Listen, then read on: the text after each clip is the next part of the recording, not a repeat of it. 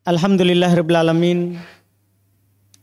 Wassalatu wassalamu ala rasulina wa nabiyina Muhammadin wa ala alihi wa ashabihi wa man tabi'ahum bi ihsan ila yaumiddin. Amma ba'd. Kaum muslimin wal muslimat jamaah salat maghrib rahimani wa rahmakumullah. Alhamdulillah, kembali pada malam hari ini kita di dalam majelis mengkaji tafsir Al-Quran. Kita masih di pembahasan surat Al-Baqarah, masih di awal-awal, dan malam hari ini kita akan membaca ayat ketiga sampai 5, yaitu firman Allah Subhanahu wa taala, a'udzu billahi minasyaitonir rajim, alladzina yu'minuna bil ghaibi wa yuqimunas salata wa mimma razaqnahum yunfiqun walladzina yu'minuna bima unzila ilaika wa ma unzila min qablika wa bil akhirati hum yuqinun ulaika ala hudam min rabbihim wa ulaika humul muflihun. 3 ayat ini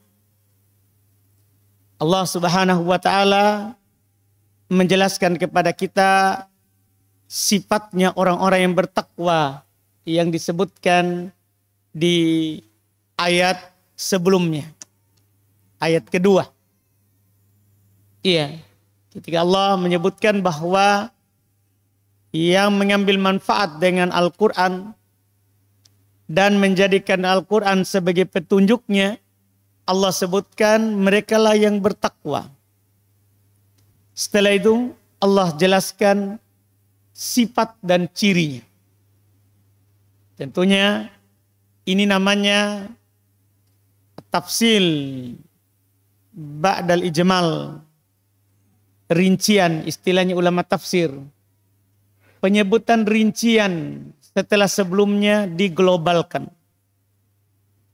Jadi sebelumnya Allah katakan yang akan berpetunjuk dengan Al-Quran adalah yang bertakwa. Muncul penasaran kita, muncul keinginan kita untuk mengetahui siapa orang yang bertakwa itu. Nah, ketika kita sudah penasaran seperti itu dan kita ingin tahu, maka Allah Subhanahu wa taala mengabarkan kepada mereka. Ini sering diterapkan di Quran, juga sering diterapkan oleh Nabi sallallahu alaihi wasallam. Sehingga kadang Nabi kita melemparkan sebuah perkara kepada sahabatnya berupa pertanyaan yang umum, sehingga muncul penasaran dan ingin tahu dari para sahabat. Setelah itu Nabi jelaskan. Nabi menjelaskannya. Ini di sini sama. Tentunya Quran adalah sesuatu yang paling sempurna dalam menjelaskan hal-hal yang samar bagi kita hamba Allah. Jadi ketika ada penasaran dari kita bahwa ternyata yang bisa mengambil manfaat dan petunjuk serta ilmu dari Quran adalah yang bertakwa. Nah, orang yang bertakwa itu ada cirinya, ada tandanya. Disinilah disebutkan khususnya ayat 3 dan 4. Karena ayat kelima itu menjelaskan keutamaannya. Kata Allah, orang yang bertakwa adalah alladzina yu'minuna bil ghaibi. Orang-orang yang beriman terhadap perkara gaib. Wa yuqimunas shalah, mendirikan salat. Wa mimma razaqnahum yunfiqun, dan mereka berinfak terhadap apa yang kami rezekikan kepada mereka. Walladzina yu'minuna bima unzila ilaika wa ma unzila min qablik, dan mereka adalah orang-orang yang beriman terhadap apa yang diturunkan kepadamu dan apa yang diturunkan sebelummu. Wabil akhiratihum yuqinun, dan terhadap akhirat mereka yakin. Ini kalau kita melihat, kalau kita memisah-misahkannya, ini 5 sifat dari orang yang bertakwa. Pertama, alladzina yu'minuna bil ghaibi. Ini yang pertama. Mereka adalah orang-orang yang beriman terhadap perkara gaib. Iya. Perkara gaib yang tidak bisa kita lihat, tidak bisa kita indrai, seperti malaikat. Ketika kita beriman bahwa malaikat itu ada, itu namanya beriman terhadap perkara gaib. Beriman terhadap kitab-kitabnya. Iya. Yang Allah Subhanahu wa taala turunkan. Itu juga masuk perkara gaib. Tapi nanti akan disebutkan secara khusus terhadap kitab yang diturunkan kepada kita dan sebelum kita. Beriman kepada hari akhirat termasuk juga perkara gaib. Beriman terhadap takdir baik ataupun buruk itu termasuk perkara gaib. Iya. Ini hal-hal yang diyakini masuk dalam perkara gaib. Dan di antara perkara gaib adalah nikmat dan siksa kubur. Ketika kita percaya kepadanya sesuai dengan apa yang Allah Subhanahu wa taala kabarkan kepada kita, demikian pula nabinya kabarkan kepada kita, maka kita masuk di ciri pertama sebagai orang yang bertakwa. Alladzina yu'minuna bil ghaibi. Mereka adalah orang-orang yang percaya terhadap perkara gaib. Terhadap perkara gaib. Ini ciri dan sifat pertama. Iya. Kedua, wa yuqimunas shalah. Ciri orang yang bertakwa adalah mendirikan sholat. Ini ciri yang kedua. Dan di sini tidak disebutkan sholat apa. Menunjukkan bahwa umum mencakup sholat wajibnya dan sholat sunnahnya. Kan yang beda cuma hukumnya. Ada yang wajib, ada yang sunnah.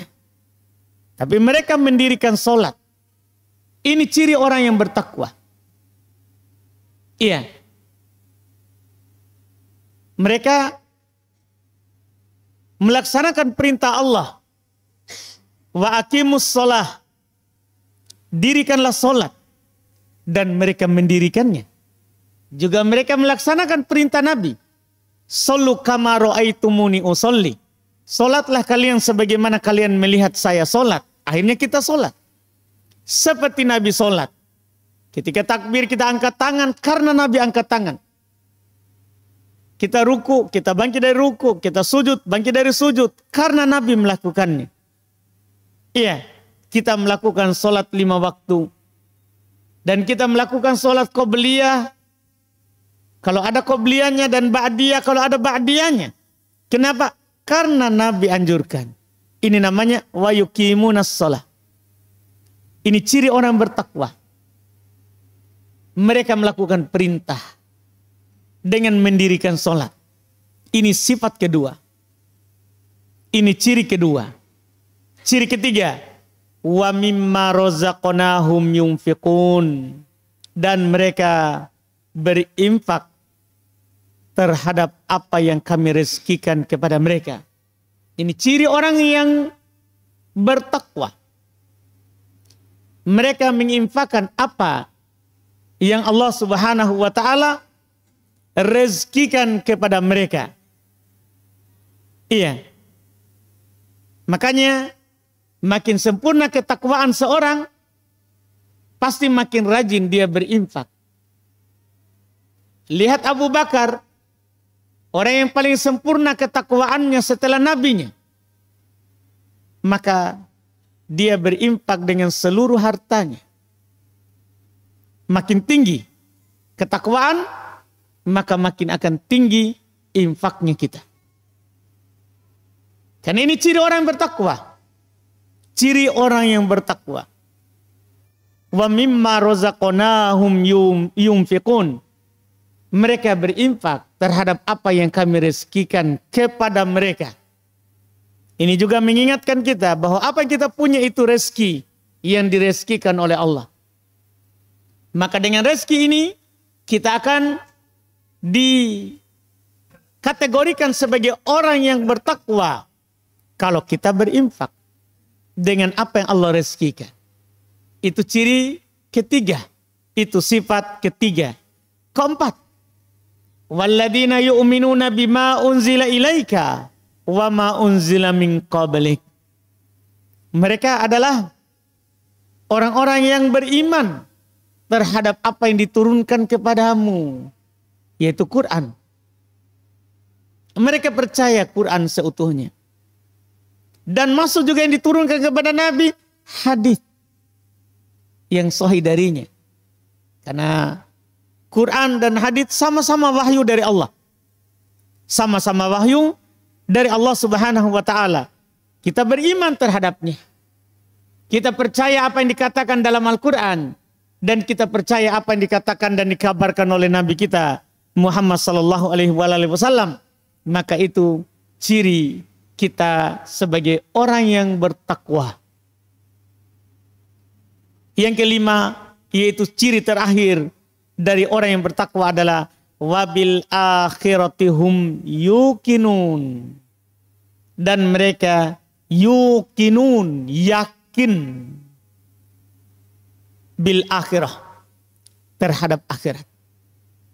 Mereka yakin bahwa akan terjadi yang namanya hal-hal yang Allah Subhanahu wa taala sebutkan terkait dengan huru-hara akhirat.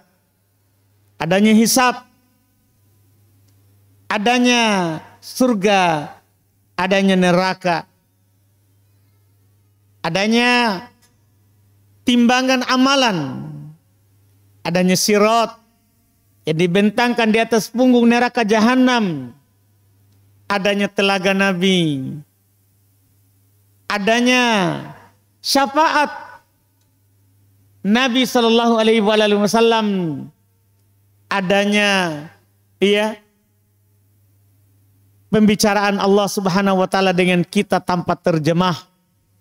Semua ini perkara-perkara yang terkait dengan akhirat. Bahkan kita percaya kita akan meninggal, itu juga bagian dari percaya akan akhirat. Setelah itu kita yakin bahwa kita akan dibangkitkan kembali. Itu masuk dalam keimanan terhadap akhirat. Ini ciri dan sifat orang bertakwa. Kapan kita bersifat dengan sifat ini, 5 sifat tadi, maka kita akan mendapatkan 2 hal yang dijanjikan. Di ayat ke-5. Ulaika, mereka itu yang tadi punya 5 sifat. Beriman terhadap yang gaib, mendirikan sholat, mengeluarkan zakat, berinfak, beriman terhadap yang diturunkan kepada Nabi dan diturunkan kepada sebelum Nabi, beriman terhadap hari akhirat. Ulaika, mereka itu ala hudam min rabbihim. 1. Mereka itu di atas petunjuk dari Tuhan mereka. Jadi kapan kita percaya yang gaib, mendirikan sholat, berinfak dari apa yang Allah rezekikan kepada kita, beriman terhadap yang diturunkan kepada Nabi kita, dan kepada yang diturunkan kepada sebelum kita, sebelum Nabi kita Muhammad SAW, percaya terhadap hari akhirat, mereka itu di atas petunjuk dari Rabb mereka. Ini artinya kalau hilang salah satu dari 5 itu tadi, maka hilang petunjuk Allah kepada kita. Jadi kalau kita mau mengetahui diri kita ini adalah berada di atas petunjuk atau tidak, periksa saja itu 5. Apakah kita percaya terhadap perkara gaib yang Allah kabarkan yang kita tidak lihat? Apakah kita mendirikan sholat? Apakah kita orang yang suka berinfak? Apakah kita orang yang percaya kepada kitab-kitab Allah? Apakah kita orang yang percaya terhadap akhirat? Periksa saja. Iya. Ketika ada yang kurang, berarti kurang kita mendapat petunjuk dari Rabb kita. Karena Allah katakan begitu. Ulaika, mereka itulah yang punya 5 sifat tadi. Ala hudam min rabbihim, di atas petunjuk dari Rabb mereka. Iya. Ini yang pertama. Dijamin di atas petunjuk. Iya. Yang kedua, wa ulaika humul muflihun. Dan mereka itulah yang tadi, yang 5 tadi, mereka itulah humul muflihun, yang beruntung. Kalau dalam kaidah tafsir, sebenarnya bisa saja ayatnya wa ulaikal muflihun tanpa kata hum di tengah. Mereka itulah yang beruntung, kan sudah pas maknanya. Kalau Allah katakan wa ulaikal muflihun, mereka itulah yang beruntung, sudah dipahami itu. Tapi Allah pakaikan satu kata lagi di tengahnya. Humul muflihun. Pakai kata hum. Ini dalam bahasa Arab. Di kaidah tafsir Quran. Mudah-mudahan kita bisa pahami. Ulaika disebut dengan mubtada. Iya. Al-muflihun disebut dengan berita daripada sebelumnya. Jadi ulaika, mereka itu ketika ditunjuk, mereka itu ada penasaran tak? Apa yang didapatkan? Beritanya al-muflihun, beruntung. Mereka itu yang beruntung. Iya, tapi ada di tengahnya. Jadi antara mubtada ini, kata di awal kalimat, dengan khobarnya, berita dari yang ditunjuk tadi, itu ada kata di tengahnya, hum. Ini dikenal dengan domirul fasl, domir pemisah, kata ganti. Yang memisahkan antara kata sebelumnya dan kata setelahnya yang harusnya bersambung. Untuk apa? Kenapa ditaruh itu? Kenapa dipakaikan kata hum di tengahnya? Kata para ulama tafsir, lil ikhtisas. Ini memberikan makna pengkhususan. Sehingga terjemahannya bukan seperti yang saya terjemahkan tadi di awal. Tadi kan saya bilang mereka itu adalah orang-orang yang beruntung. Itu terjemahan biasa. Tapi setelah kita tahu bahwa di tengahnya ini ada sesuatu yang memberikan faedah pengkhususan, yaitu kata hum, maka terjemahannya jadinya hanya mereka itulah yang beruntung. Hanya mereka itulah yang beruntung. Dari mana kita dapat kata hanya? Hum. Adanya hum itu di tengah. Iya, ini maknanya. Artinya, tanpa 5 tadi itu, tidak ada keberuntungan. Tidak ada keberuntungan. Kalau kita tidak tahu perkara gaib, tidak percaya terhadap perkara gaib yang Allah kabarkan kepada kita, misalnya malaikat. Kalau kita tidak percaya, kita akan berbuat semaunya. Karena kita tidak yakin ada yang mencatat amalan kita. Kita tidak akan percaya firman Allah Ta'ala, ma yalfidu min qaulin illa ladaihi raqibun atid. Tidak ada satu lafaz pun yang mereka ucapkan dari ucapan, kecuali ada raqib, ada atid. Ada mencatat yang baik dan yang buruknya. Coba kalau kita tidak percaya itu, kita akan beramal semau tak? Tidak peduli orang lihat atau tidak. Susah ini masalah. Iya, kita akan berucap semau kita. Ini masalah, akan mendatangkan kerugian nanti. Demikian pula kalau kita tidak mendirikan sholat. Rugi kita. Sangat rugi. Sholat ini. Yang sunnahnya saja. Kita dijamin surga. Rawatibnya. Kalau kita menjaga saja rawatib. Qobliyah atau ba'diyah yang dianjurkan. Dibangunkan rumah di surga. Bagaimana kalau kita menjaga yang wajib? Bagaimana kalau kita menjaga yang wajib? Nah kalau kita tidak jaga. Tidak mungkin kita beruntung. Tidak akan mungkin. Karena orang yang menjaga sholat wajib surga. Wajib surga. Yang menjaga sholat. Kata Nabi sallallahu alaihi wasallam, "Man hafadha ala shalawatil khams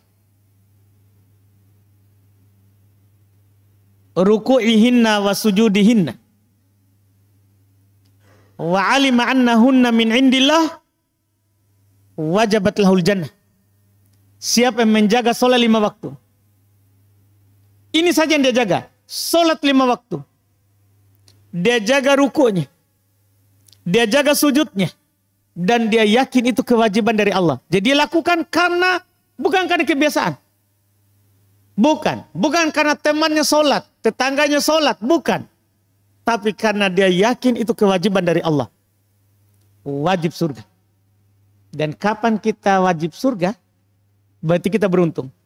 Karena Allah berfirman, "Faman zuhziha 'anil nari wa udkhilal jannah faqad faz." Siapa yang diselamatkan dari neraka masuk surga, dialah yang beruntung. Inilah Pak. Kita akan beruntung kalau sholat. Makanya Allah katakan, hanya mereka yang beruntung. Belum lagi kalau kita berzakat. Kita bersedekah. Iya. Kita lihat saja Abu Bakar. Nabi berkata, Abu Bakar fil jannah. Abu Bakar di surga. Apa yang dilakukan? Di antaranya, waktu Nabi anjurkan bersedekah, waktu perang. Iya. Di perang saat susah. Iya. Di perang Tabuk, dikenal dibentuk pasukan adalah Jaisul Usrah. Ini pasukan perang Nabi bentuk pasukan saat masa paceklik. Orang lagi susah-susahnya. Nabi menganjurkan orang-orang untuk bersedekah.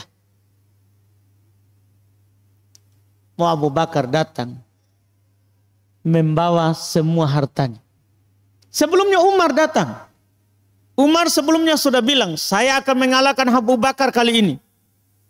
Dia datang bawa hartanya kepada Nabi, ini di jalan Allah. Nabi bertanya kepadanya, apa yang kamu sisakan? Saya sisakan setengah untuk keluargaku. Datang Abu Bakar. Dia bawa hartanya ini di jalan Allah. Dia ditanya oleh Nabi, apa yang kamu sisakan untuk keluargamu? Dia bilang, Allah dan Rasulnya. Artinya tidak ada lagi yang dia sisakan. Ini karena Rasul ajak sedekah, dia bawa semua hartanya. Tidak ada lagi yang dia sisakan. Jangan heran kalau dia beruntung.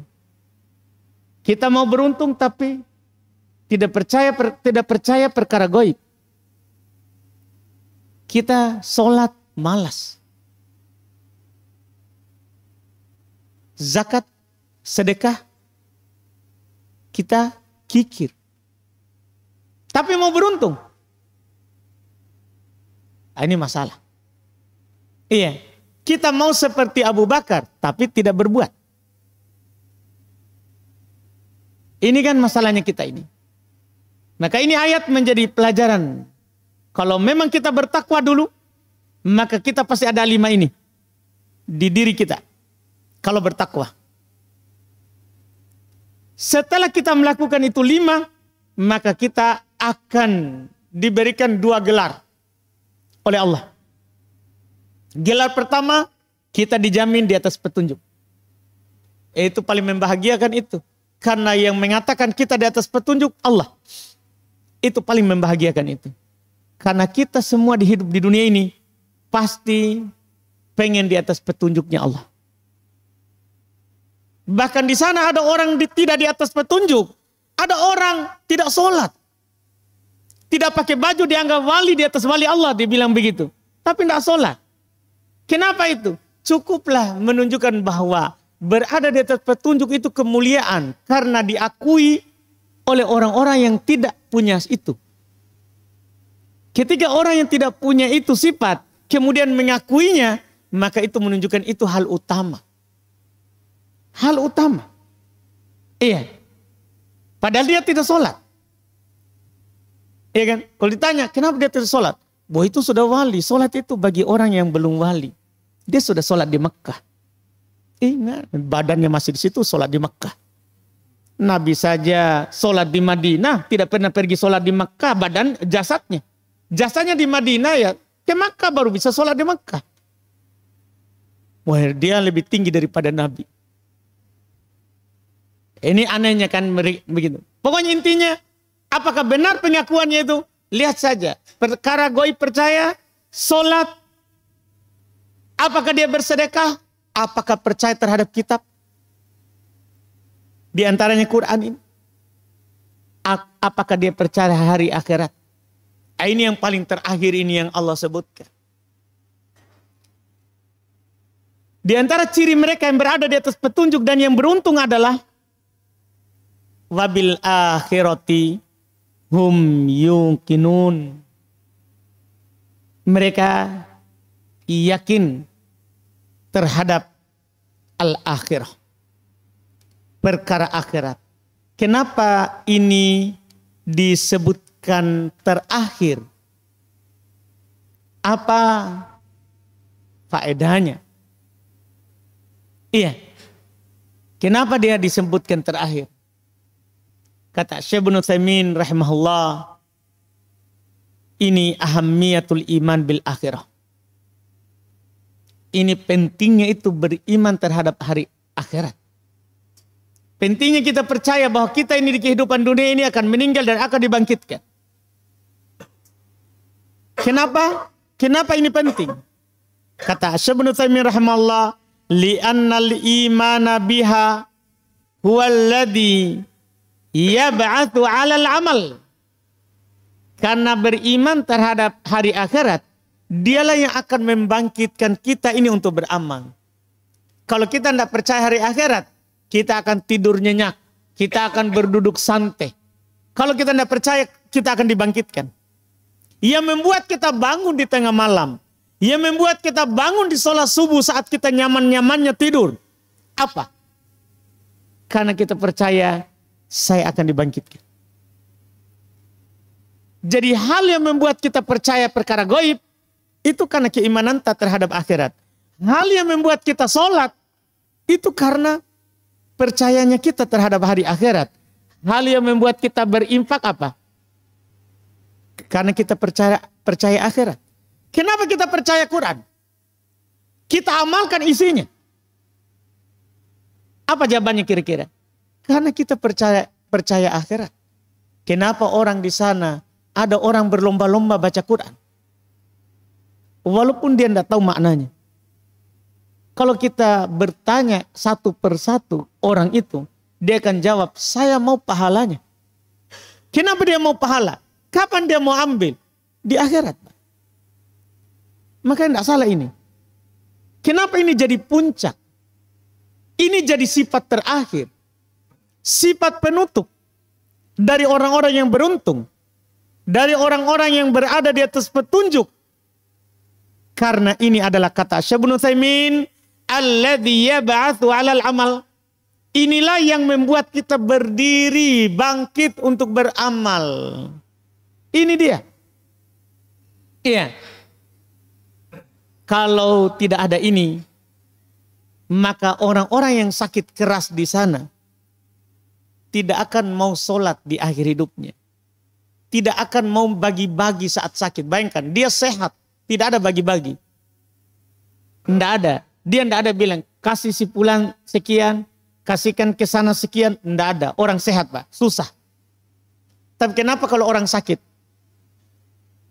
Gitu saja kita tanyakan. Kenapa orang sakit? Li fulan kada untuk si fulan sekian. Wali fulan kada untuk si fulan sekian. Kenapa itu? Karena dia percaya dia akan meninggal dan akan dibangkitkan. Itu je intinya. Itu adalah hal yang mendorongnya untuk beramal. Hal yang mendorongnya untuk beramal. Iya. Makanya kata beliau walihada. Yaqrinullahu ta'ala daiman al-iman bihi azza wa jalla wa bil yaumil akhir. Oleh karena inilah Allah Subhanahu wa ta'ala selalu menggandengkan, selalu memasangkan. Coba kita baca Quran. Allah Subhanahu wa ta'ala selalu menggandengkan antara keimanan terhadapnya dan keimanan terhadap hari akhirat. Selalu digandengkan itu. Iya. Amma man lam yu'min bil akhirah falaisa ladaihi ba'itun 'alal amal. Adapun orang yang tidak percaya hari akhirat, maka dia tidak akan semangat untuk beramal. Kenapa kebanyakan orang sehat? Lagi sehat-sehatnya badannya. Lagi kaya-kayanya. Kenapa kelihatan malas beramal? Anak muda yang kaya, kenapa dia jarang sekali memikirkan akhirat? Memikirkan untuk beramal. Iya, banyaknya anak muda melampaui batas. Lebih banyak daripada orang tua. Walaupun ada juga orang tua melampaui batas. Tapi yang lebih banyak melampaui batas adalah anak muda yang diberikan kekayaan dan waktu luang. Ketika terkumpul kaya dan waktu luang, maka disinilah membinasakan anak muda. Tapi pertanyaannya, kenapa sebenarnya? Bersamaan dengan itu banyak di sana anak muda rajin beramal.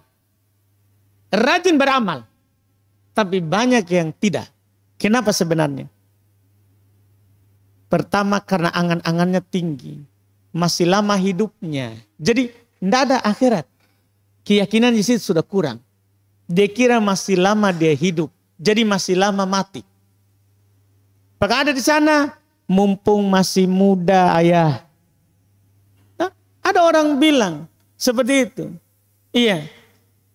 Ada orang bilang ke ibunya di sana. Ada orang bilang ke mamanya. Nanti kalau saya sudah tua seperti ibu, saya akan begitu, Ji. Kenapa anak muda ngomong begitu? Percayanya terhadap akhirat. Jadi dia kira itu, iya, hanya orang tua yang dihisap. Anak muda tidak.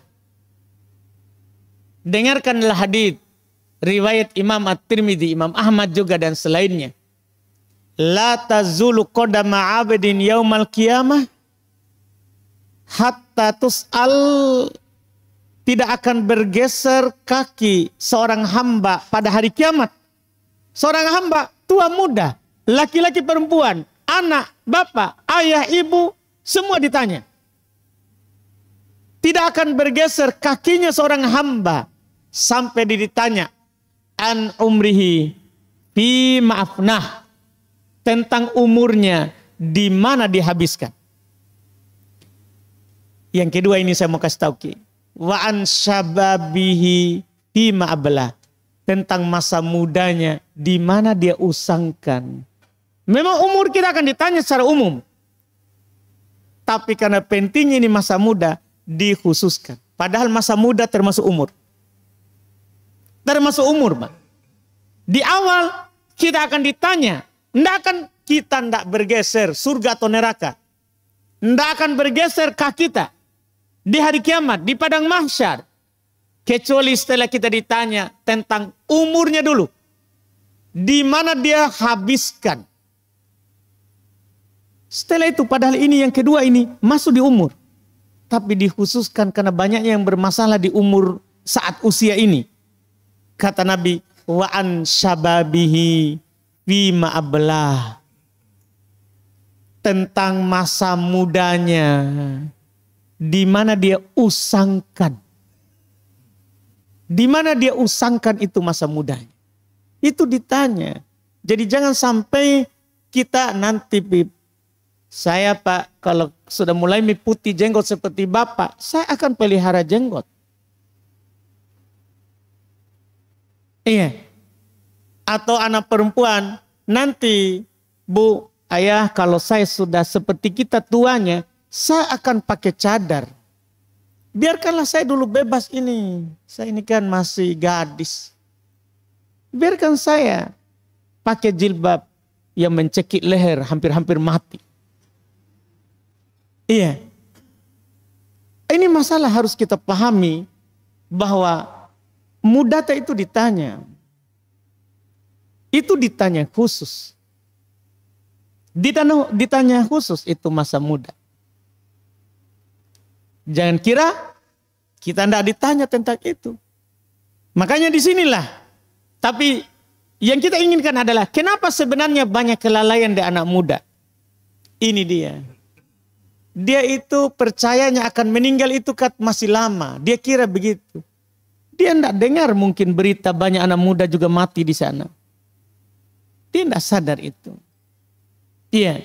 Dia tidak menyadarinya. Dia kira orang itu rata-rata meninggal tua. Iya, meninggal tua. Enggak, kita ini bukan seperti pohon pisang yang sudah berbuah baru mati. Bukan. Kan kita bukan seperti pohon pisang. Iya, kita ini ada yang berbuah mati, baru mati, ada yang belum berbuah mati. Kan begitu? Iya, kita ini manusia ada ajal tak khusus. Diatur berapa lama kita hidup. Kapan kita meninggal, diatur. Bahkan di bumi mana kita akan meninggal, diatur. Tidak sembarang itu, diatur. Biar kita misalnya orang Makassar, tapi kita sudah tentukan akan meninggal di Makkah, kita akan ke sana. Untuk menjemput ajal tak. Ke sana. Karena Allah Subhanahu wa taala telah menentukan seperti itu. La tadri nafsun bi ayyi ardin tamut. Jiwa itu tidak akan tahu di negeri mana dia akan mati. Jadi jangan menyatakan saya tahu saya akan meninggal saat pensiun. Jangan, kamu tidak tahu. Allah katakan tidak tahu. Jangankan tahun depan atau 2 tahun depan atau 10 tahun ke depan, besok kita tidak tahu. La tadri nafsun mada taksibu goda. Tidak ada satu jiwa pun yang tahu apa yang bisa dia lakukan besok. Tidak ada yang tahu itu. Jadi besok Pak, tidak ada yang tahu. Jangan bilang tahun depan kita tahu. 30 tahun depan kita tahu. Tidak. Makanya ini sekali lagi bahwa penutup sifat kelima ini penting. Karena ini akan membangkitkan kita untuk beramal. Untuk beramal. Oleh karena itu kata Syekh Ibnu Utsaimin tadi, sering sekali digandengkan. Beriman kepada Allah dan percaya akan hari akhirat. Karena beramal akan muncul kalau kita percaya akhirat. Lanjut kata Syekh Ibnu Utsaimin ini sebagai penutup. Wa innama ya'malu lidunyahu faqat. Kalau ada orang tidak percaya hari akhirat, bahwa dia akan dibangkitkan, maka dia akan bekerja karena dunia saja. Jadi kalau ada orang hanya tidak percaya akan dibangkitkan, pasti dia akan bekerja bagaimana istrinya makan, bagaimana anaknya bisa hidup mapan ke depan, itu saja. Bagaimana rekeningnya itu sampai tidak bisa dilihat nolnya kalau bisa. Itu saja. Berarti kita mirip hewan. Kan Allah katakan begitu. Kan hewan itu kan tidak ada keimanannya terhadap hari akhirat. Sehingga pedulinya bagaimana makan, bagaimana minum, bagaimana kawin. Itu jidyah. Makan, minum, kawin, selesai. Kalau ada di antara kita yang begitu, hewan berarti kita. Bahkan kata Allah, balhum adol, bahkan bisa saja mereka lebih sesat. Karena hewan tidak punya akal, wajar. Kita punya. Kita punya. Inilah kata Syekh Ibnu Utsaimin rahimahullahu ta'ala. Makanya beliau berkata, fal imanu bil akhirah hakikatun wal ba'ith alal amal. Maka keimanan kita terhadap akhirat pada hakikatnya dialah yang membuat kita itu beramal. Yang menjadi sebab kita beramal itu karena kita percaya akhirat. Sederhananya kita ke masjid setiap hari itu kan karena kita tahu kita akan dibalas tentang sholat kita. Sederhananya begitu. Kenapa kita kejar sekali itu 2 rakaat sebelum subuh sebenarnya? Kan begitu. Kita kadang sedih. Sudah biasa kita lakukan ini. Tapi kadang bangun terlambat. Sedih kita. Bahkan kita bertanya, Ustadz, saya lambat. Bisa nggak saya sholat? Kenapa sebenarnya itu semua? Karena kita percaya yang Nabi katakan. Rakaat al-fajr khairum minad dunya wa ma fiha. 2 rakaat sholat sunnah. Sebelum kita sholat fardu subuh. Lebih baik daripada dunia dan seisinya. Ketika kita percaya itu. Itulah yang membuat kita beramal. Kita percaya akhirat.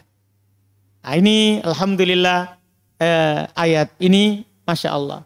Dan ini adalah golongan manusia pertama di surah Al-Baqarah ini. Karena di awal surah Al-Baqarah ini Allah akan menyebutkan kepada kita 3 golongan manusia. Beriman murni, itulah yang kita bahas ini.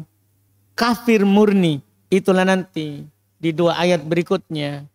Di 2 ayat berikutnya, ayat 6 dan 7. Setelah itu, yang beriman lisannya, kafir hatinya, munafik. Itulah setelah ayat ke-7, mulai dari ayat 8. Karena Allah akan sebutkan 3 ciri, muttaqin, kafir, munafik. Ini kita akan ambil lagi insya Allah di kajian-kajian kita yang akan datang. Untuk pekan depan ini kita libur. Iya, tidak ada kajian tafsir ini. Insya Allah kita lanjut lagi nanti di pekan yang akan datang. Kalau ada pertanyaan masih sisa waktu. Silakan Pak.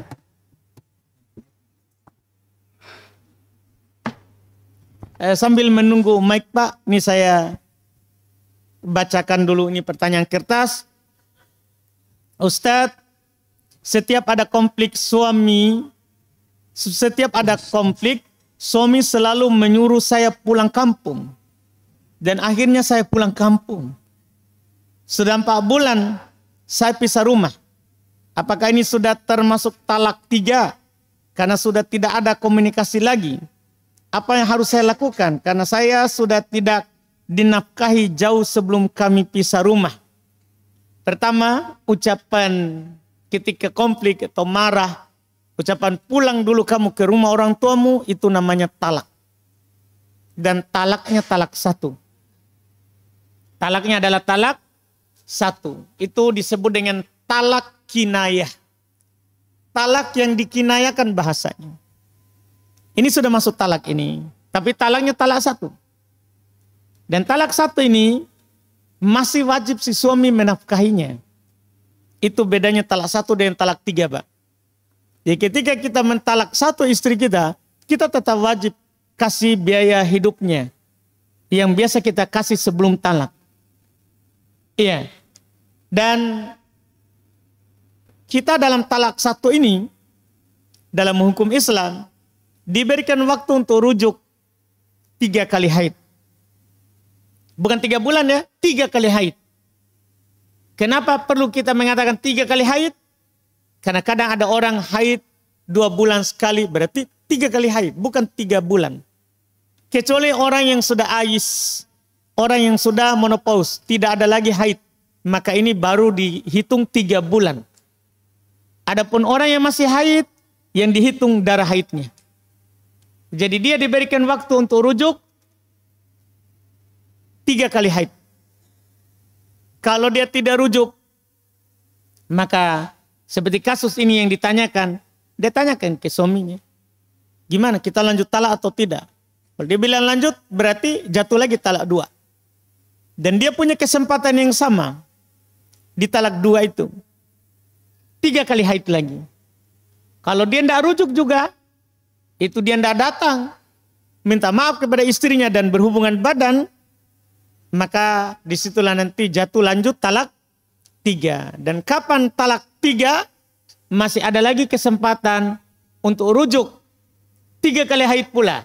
Cuman rujuknya adalah selama belum 3 kali haid ini, cara rujuknya adalah akad baru, mahar baru, 2 saksi, wali, nikah ulang.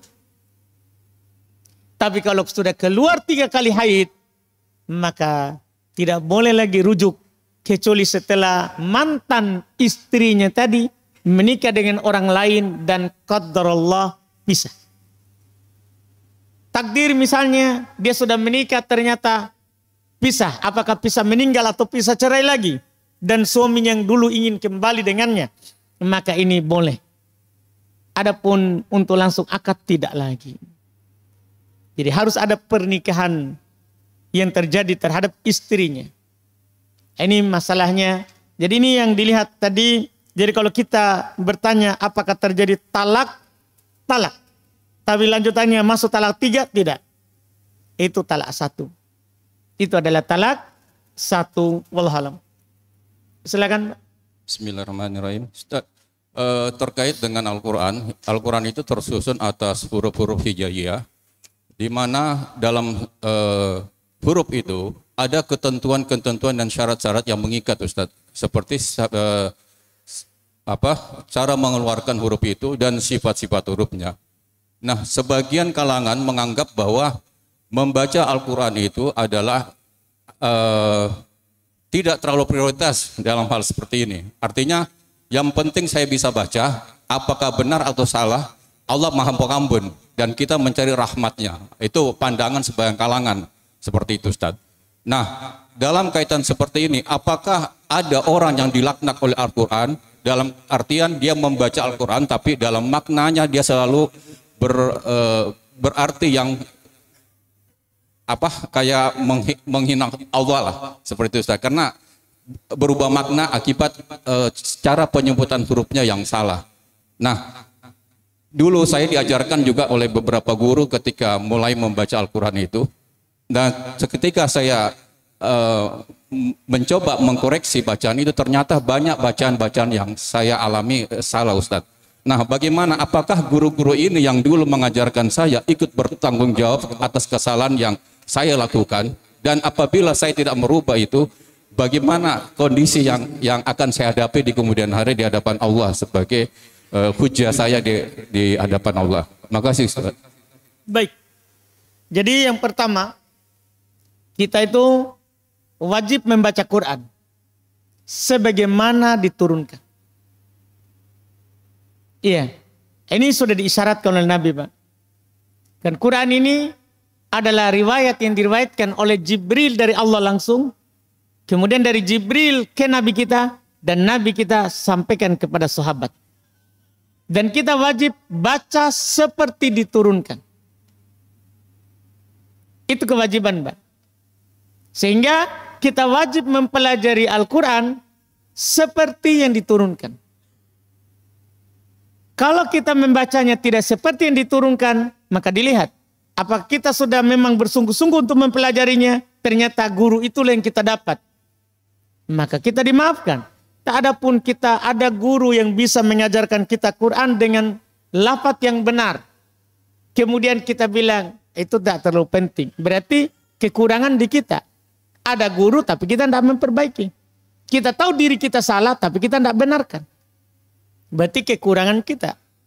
Salah. Allah perintahkan, fas'alu ahla dzikri in kuntum la ta'lamun. Tanya yang tahu kalau kamu tidak tahu. Wajib kita lakukan seperti itu. Ketika ada orang mengatakan, biarlah begini saja sudah cukup. Berarti ada kekurangan dalam dirinya. Berarti ada bermudahan, Pak. Nah, kita tidak boleh bermudahan. Allah berfirman, fattaqullaha mastata'tum. Bertakwalah kepada Allah semampunya. Jadi harus berjuang. Nah, di atas kadar kemampuan kita. Kalau kita mampu, wajib kita lakukan. Kalau kita tidak mampu, baru. Misalnya dulu guru-guru rata-rata begitu apa yang kita dapat. Ya sudah, tidak apa-apa waktu itu. Tidak apa-apa. Tapi setelah itu kita ternyata dapat guru yang lebih. Dan membaca Quran dengan benar. Wajib kita belajar. Wajib kita belajar. Seperti Quran ini diturunkan. Begitu Pak. Wallahualam. Apa Ustaz? Apa hukumnya haul orang yang telah meninggal? Tidak ada. Tidak ada tuntunannya dari Nabi. Haul untuk orang yang telah meninggal.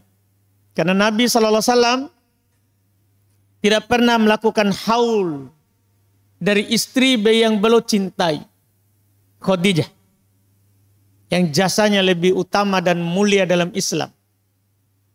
Iya, tidak pernah adakan haul. Padahal Nabi hidup setelah Khadijah meninggal itu 13 tahun lagi. 13 tahun Nabi hidup setelahnya. Tidak pernah ada haul. Yang ada adalah Nabi berkurban.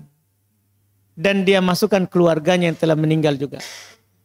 Yang ada adalah Nabi kalau potong kambing atau ada daging, beliau kirim ke teman-temannya Khadijah. Tidak ada perayaan haul. Tidak ada perayaan haul. Nah ini yang kita harus contohkan. Kalau kita berkorban, niatkan untuk orang tua yang telah meninggal. Kalau kita ada sesuatu, kirimkan kepada teman-temannya bapak tak, teman-temannya ibu tak. Itu ada contohnya. Adapun merayakan setiap tahun, di hari tanggal yang sama, tidak ada tuntunannya. Ketika Nabi sudah meninggal, ya, Abu Bakar kan berkuasa setelahnya 2 tahun. Waktu Nabi sudah meninggal itu. Abu Bakar berkuasa, ya, setelahnya Abu Bakar, setelahnya Nabi SAW, itu 2 tahun. Beliau berkuasa. 2 tahun beliau apa? Berkuasa. Dan Abu Bakar tidak pernah menegakkan haul untuk Nabi. Di 2 tahun berkuasa itu. Di 2 tahun berkuasa itu. Umar menjadi khalifah setelah Abu Bakar 10 tahun. Panjang. 10 tahun. Tidak pernah melakukan haul. Untuk Nabi. Juga untuk Abu Bakar. Utsman beliau berkuasa lebih banyak lagi. Lebih panjang daripada Umar. 13 tahun. Tidak ada pernah melakukan haul. Jadi ini sudah berapa tahun ini? Tidak kan begitu Pak? Iya. Ali bin Abi Thalib. Ali bin Abi Thalib kan gini Pak, Abu Bakar itu kan mertuanya Rasulullah. Tidak melakukan haul untuk Nabi. Umar, mertuanya Rasulullah. Tidak melakukan haul untuk mantunya. Utsman, apanya Rasulullah? Mantu. Bahkan Utsman menikahi 2 putrinya Nabi. Meninggal yang satu, dia nikahi lagi saudarinya. Dia berkuasa setelah Umar itu 13 tahun lamanya. Ini Utsman. Tidak ada haul. Padahal ini yang meninggal mertuanya Nabi SAW. Ali, mantunya Nabi kan? Mantunya Nabi ini Ali. Anak dari suami dari Fatimah, putri paling terakhirnya Nabi SAW. Ya, Ali ini berkuasa 4 tahun. Tidak ada haul. Tidak ada perayaan meninggalnya Nabi. Tidak ada perayaan kelahiran Nabi bahkan. Tidak ada kelahiran, tidak ada meninggalnya. Ini nih. Muawiyah Pak. Juga yang berkuasa setelah 4 tadi itu. Tidak melakukan juga haul. Tapi itu kan orang-orang luar dari lingkaran Nabi kan. Kan Pak orang tadi itu kan. Ada mantu, ada mertua. Tidak haul. Tidak ada haul. Kalau kita jumlah tadi itu, berkuasanya 4 orang tadi itu, ya Coba kita jumlah. 2 tahun tambah 10, 12 tambah 13. Hah? Berapa? Hitung ulang dulu. 2 tahun Abu Bakar tambah 10 tahun Umar, tambah 10 tahun Umar. 12 tambah 13 tahun Utsman. 25 tambah 4 tahun Ali. 29 tahun. Nabi juga menjadi Nabi dan Rasul 23 tahun. Jumlah lagi tidak ada haul. Jadi siapa yang kita mau ikuti? Begitu Pak. Wallahualam.